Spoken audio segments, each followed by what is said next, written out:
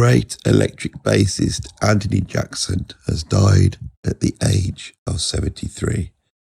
He was one of the greatest electric bassists in the history of the instrument, and not only played on loads of famous jazz rock fusion albums, but also played on many hit records.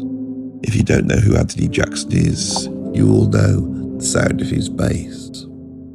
He first came to prominence in the early 70s when he started working as a session musician for Billy Paul. And with Billy Paul, he had his first #1 hit record in 1972 with Me and Mrs. Jones.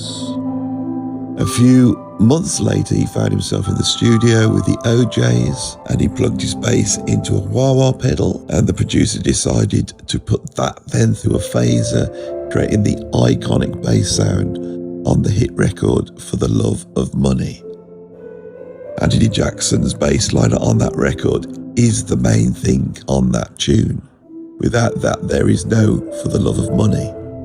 He also contributed to the lyrics of that tune, and that ended up going to #9 in the charts in America. As he studied bass, he realised that the bass really should have 6 strings, as it is a guitar rather than a double bass. When Leo Fender had invented the bass guitar, he had modelled it on an upright acoustic bass, but in the end, it's a guitar. So he saw the instrument as being a 6-string guitar, but in the bass register. He often played with a plectrum and developed a level of virtuosity where he could play almost anything. Throughout the 1970s and 1980s, he played on so many famous albums, both in the pop music world and in the jazz rock fusion world. It's quite staggering to try and get your head around who he's played with. He's notable for playing with Al Di Meola, playing on a whole host of classic albums and providing that virtuoso bass end to complement what Al Di Meola was doing on guitar.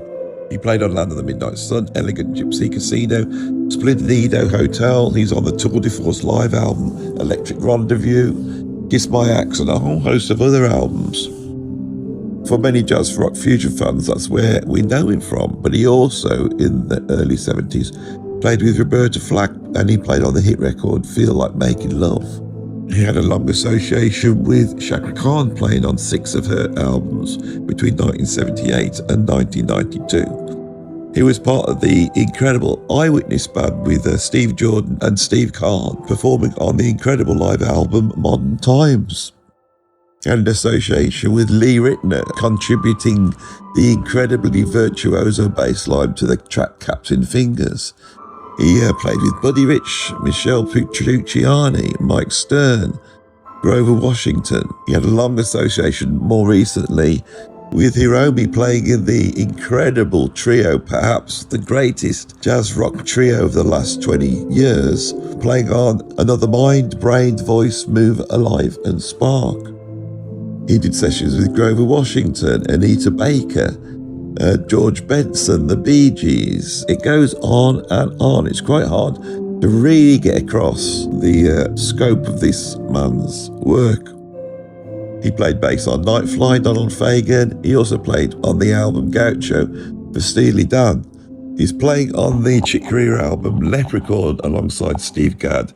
He's some of the most incredible bass player I've ever heard, especially on the tune Night Sprites. This man will be missed.